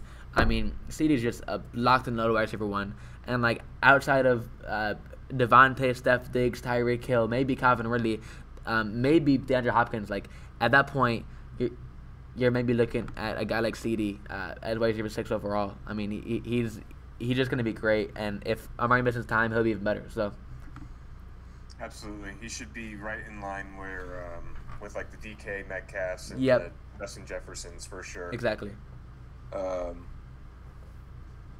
What about Chargers side of the ball? Keenan Allen, Mike Williams, Austin Eckler. Dude, Austin Eckler came back, man. He came back. What his 9 grabs. What a beast, man! What a beast. Dude, he looks so good out there. Yeah. So one quick note on Dak first. So obviously Pollard and Zeke both get touchdowns, but and Zach doesn't have a big game by any means, but he was still really efficient. I mean, Zach efficient. Yeah, and like more often than not, Dak is going to be an absolute unit, tossing the ball 1,000 times. So I mean, Dak is still firmly in that elite top 5 for me. I'm not worried about it. But I mean, come on, moving on to the Chargers. I mean, there isn't a more satisfying offense for me in fantasy, just from like my perspective. So basically, the entire offense is Herbert is going to be good. Then you have Eck, then you have Keenan Allen, and now Mike Williams. It is, and with no Hunter Henry, it is the most consolidated 3-way point share I can think of any entire NFL. Like I mean maybe the Titans, with those studs and Derrick Henry, but like there aren't 2 teams that are more consolidated than that. And I mean at this point, with Mike Williams getting 10 plus targets back-to-back weeks or like 9 plus targets, I mean, and that big playability, he's an every week start for me. I mean, like wide receiver 2, like with upside. I mean, Eckler is still an absolute stud. He's an RB1 every week. Keenan Allen has the crazy volume, and he's a wide receiver 1. I mean, all these guys are studs, and you're playing them every week, and that's literally it. So, what do you think? I really love what the Chargers did when they built this offense, because they have like such a perfect complement. Oh, it's beautiful to watch between their players. Yeah, you got Keenan Allen, who's this route running savant, and who can play inside, outside. Mike Williams, who's like this elite athletic presence, and Austin Eckler, who can do both. He's got burst, and he can catch the ball at the backfield. He can do it all. He's just the man. And then you put this young stud at quarterback. It really is beautiful to watch, like you said. And yeah, if you bought into Mike Williams late in the draft, you are smiling ear to ear right now, because he, like they alluded to in the preseason, he is going to be the X, and that is exactly what he is. This is what we were wanting to see last year out of him, and now that it's finally here, I couldn't be happier. For not only for Mike Williams, but for all Chargers fans out there. Yeah, and just to reiterate, they're like this point distribution is so consolidated that I'm comfortable ranking. You still there? I'm here. Okay. Yeah. I'm still comfortable. I'm comfortable ranking Eckler as not only an RB1 but like a mid RB1, and Keenan Allen as not only a wide receiver 1 but a mid wide receiver 1, and then Keenan Allen. And then Mike Williams as a wide receiver 2. Like there are 2 elite plays and a very solid play and a good quarterback, and that's literally it. Nobody else is even touchable. That's close. I mean, it's beautiful. It's beautiful to watch. It really is. Defenses played a lot better than I was expecting. Yeah. That's the only other thing I really wanted to take away from this game, was that Herbert didn't take full advantage of this Dallas matchup that we would have expected. He only threw 1 touchdown and had 2 picks, and the 2 picks were not weren't particularly good either. Yeah. So that's something of note for me. I don't know if it's so much that he was just a little off, or did Dallas make a couple good plays? Something that I want to watch in tougher matchups for Justin Herbert this year, how he fares. Is the next game Titans-Seattle? Sure is. Oh my god. What a game, huh? Yeah, great game, but like, okay, I just gotta start here. Let's go. So Derrick Henry is averaging 5 targets a game through 2 weeks, which is absolutely terrifying for everybody. So I've said this stat like 1,000 times, and it's fucking sick. I'm gonna say it again. Derrick Henry had the 6th most rushing yards of all time last year, with over 2,000. Absolute stud. Nobody's debating that. He averaged 20.8 PPR points per game. Christian McCaffrey in 2019 averaged 29.5 points per game in PPR. So Derrick Henry is a literal all-time rusher and is almost 10 points per game behind Christian McCaffrey. But that's because he caught 21 balls. Derrick Henry is on pace to catch like 50-something balls this year, which is fucking terrifying. That is a ceiling that is literally only rivaled by prime Christian McCaffrey in the history of fantasy football. Like, I'm not asking for Derrick Henry to catch like 50 balls. If he catches 40 balls, 30 balls, this guy's ceiling is legitimately not matched by anybody in the NFL besides Christian McCaffrey, and it's not close particularly. And anybody, and like especially in like half PPR, this like if Derrick Henry can average just 4 targets a game and just catch 3 balls, if Derrick Henry catches 51 balls this year, he will average 26 points per game in PPR, which is literally the second best season ever. So like, I don't understand. There's like I'm not saying this is gonna happen, because we've seen it year and year again where like he flashes. I mean, whether it's in the playoffs or week 1, and then he's back to no receptions. But if this guy is catching literally just 3 balls per game, he's an all-time elite fantasy weapon, and like probably RB1 overall over Christian McCaffrey, which is very hard to say because he's the best asset ever. So like, this is not something to be like taken lightly. Derrick Henry could be one of the best players of all time in fantasy if we keep this up. So yeah. What would you not give up for Derrick Henry? I kind of just talked to myself. No, fuck it. No, he's better than Dalvin Cook. I don't even care anymore. And I haven't been a big fan of Derrick Henry at all, ever, because I'm like, this guy's gonna regress at some point. I mean, like, who hasn't said that? But like, I still prefer CMC because we've seen it. It's not that close with like CMC, but like literally like if Derrick Henry, and especially in half PPR, but like even in like full PPR, he needs 2 catches a game to break his career high by like 8 catches. Like, he doesn't need anything, and right now he caught 6 balls this game. Like, that's like 1/3 of his entire share from last year. Like, this is so bizarre for Derrick Henry to like do this, and like if he catches all these balls, his ceiling is literally like RB1 ever. Like you know what I'm saying? Like, this is so bizarre. Like, Derrick Henry, like, he's already this like elite rusher on this elite team, but like Christian McCaffrey averaged almost like 30 points per game. Derrick Henry averaged 21 with 1.5 catches per game. If you make that 3.5 with a couple of yards, you're looking at points out. Like this guy's elite, like all time elite. And I don't know, that didn't answer the question, but like I'm just, it's very exciting for fantasy, I guess. So yeah.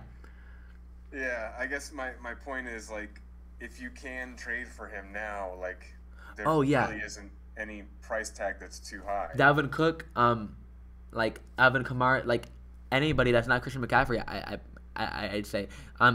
If you can trade Cook for Henry straight up, I mean, I'd probably do it. And I'm a guy that ranked Cook as the clear RB2 over anybody else. It wasn't even really close. But now it's like, we've seen it here for 2 games, which is 2 games longer than we've usually seen it for pass catching Derrick Henry. So, I mean, I agree with you. Do whatever it takes. And on the flip side, if you are the Derrick Henry owner, oh my God, what, like, would you cash in, and what would it take for you to cash in? I wouldn't trade him because I don't think people understand just how elite his ceiling is here. Like, he literally needs 3 catches a game to be like at 24, 25 points per game, which is like all-time elite, like, which would be RB1 almost every single season in the history of the NFL.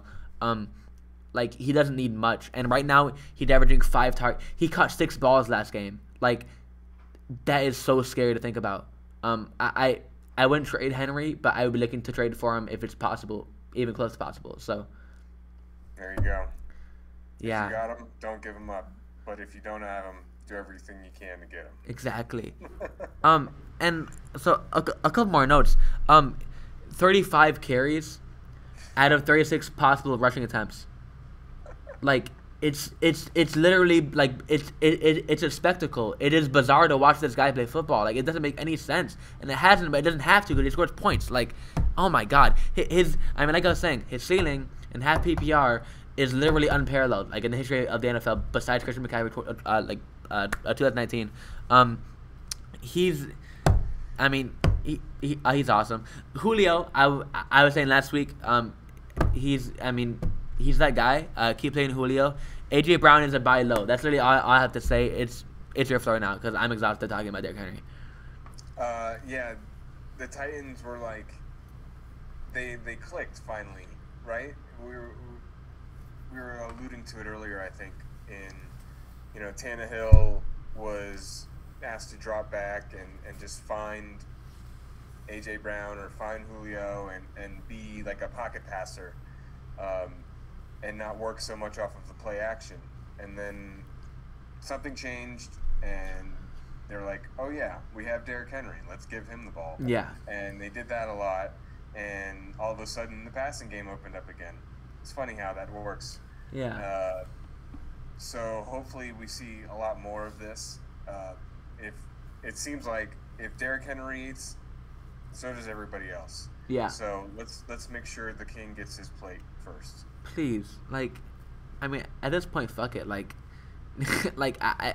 if you have, okay, this is just some like life advice from a very ignorant teenager that can't pick his major. But like, if you have like an all-time iconic thing that can possibly happen, just root for it. Like, if you're in the era of LeBron James, root for LeBron. Like, you're witnessing one of the best players ever. If you're in an era where Derrick Henry can be the most valuable asset in fantasy football history, root for it. Because, like, that's just fun to say that you were there. So that doesn't make any sense for fantasy. But like, I mean, just come on, like enjoy it while it's here. I guess. Yeah, exactly. I'm with it. How about the Seahawks? Ooh, okay. Put up a hell of a fight here. Russell Wilson looks amazing, just like he always does to start the season. The boy works hard in the offseason to come out hot. Yep. And it shows year in and year out. 343 yards, 2 touchdowns, another long one to Lockett, who is probably like the wide receiver 2 right now on the season. Yeah. We're good. And we got 10 minutes. Yeah. So, real quick, Russell Wilson's still just throwing beautiful deep balls and scoring touchdowns for his team. They didn't quite pull it out this game, but you can lean on Lockett and Metcalf all the way home. These guys are just going to keep eating. Metcalf just hasn't scored yet, but they're coming. Mm-hmm. And I'm sure they'll come in buckets. Yeah, I agree with that. I think DK is a prime buy low opportunity here. Because, I mean, like, Lockett has been nothing short of absurd.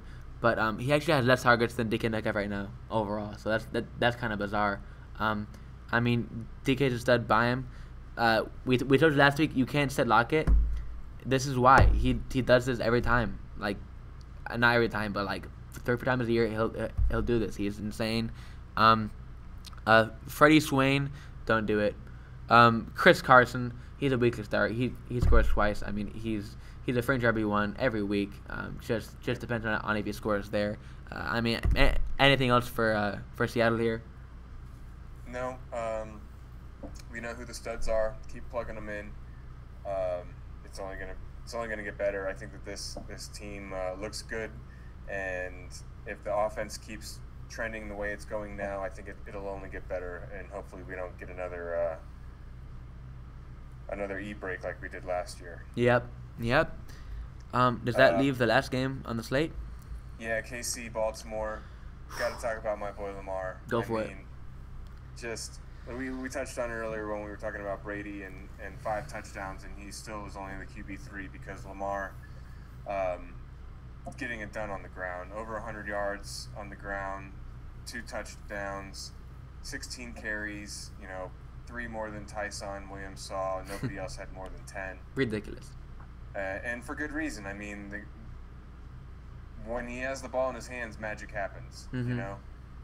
We saw it last week against the Raiders. He had a couple misfortunate things happen where they didn't end up winning the game, but he still made miraculous plays. He did it again against the Chiefs. They pulled out the win. If you have Lamar on your team, I'm stoked. Elated. Everywhere I can. And yeah, just one of the best fantasy assets to have and most fun to own, because watching him play is just, it's fun and magical. Yeah. What do you gotta say? Yeah. So going with the historical overarching mega theme trend, Lamar literally has a higher ceiling than any quarterback ever in the history of fantasy football, and we saw it when he put up almost 30 points per game as an MVP. But this is just every time he's on the field, he can do this, and it's gonna happen more than anyone else in the history of football. So just keep starting him. But going on to his pass catchers, Mark Andrews is in trouble. 5 targets in back-to-back games with no Rashad Bateman. This team has no options outside of Andrews and Brown, and somehow he's not getting volume. That's very frustrating. I would take Kyle Pitts, T.J. Hawkinson, George Kittle, all these guys over him. He's probably tied in 6 or below right now. That's just very, very, very disappointing. But something that dawned upon me was there's no J.K. Dobbins right now.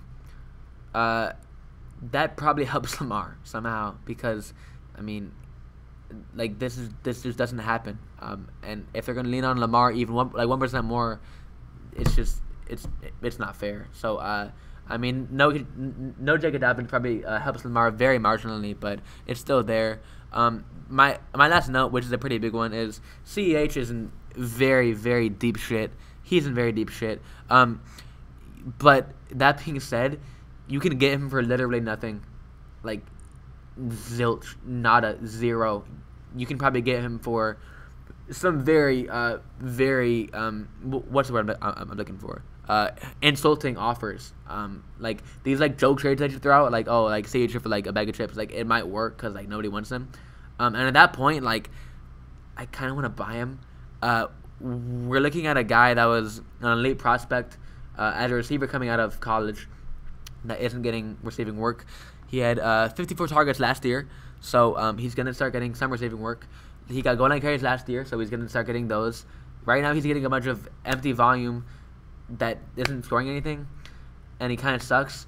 And he's very discouraging to own because he's a very big blue ball player with like fantasy points expected versus fantasy points scored. But he's probably a good buy, even if it really hurts us to extend the offer, because he's gonna get more receiving work because he's a very good receiver.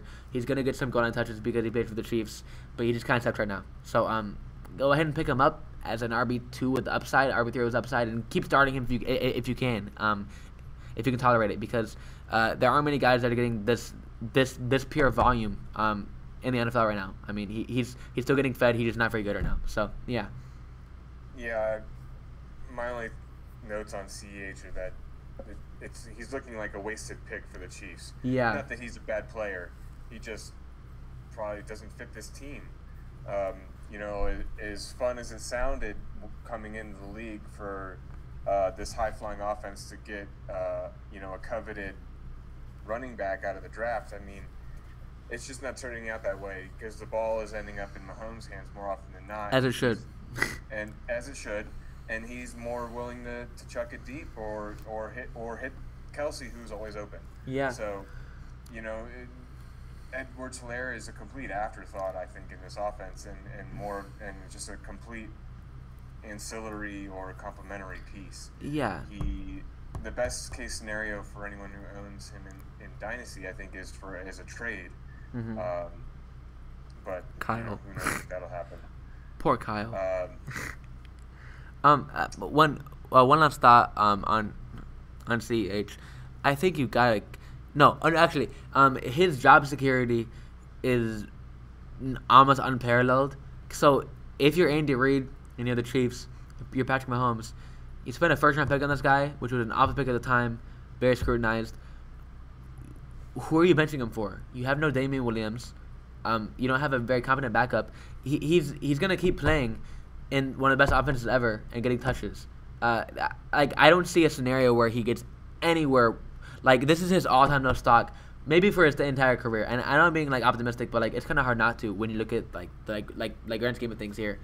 So go ahead and buy CH like if you can. I mean, I know it fucking sucks to like own him, but I mean there are definitely better days ahead, and I would keep starting him for a couple weeks. So yeah.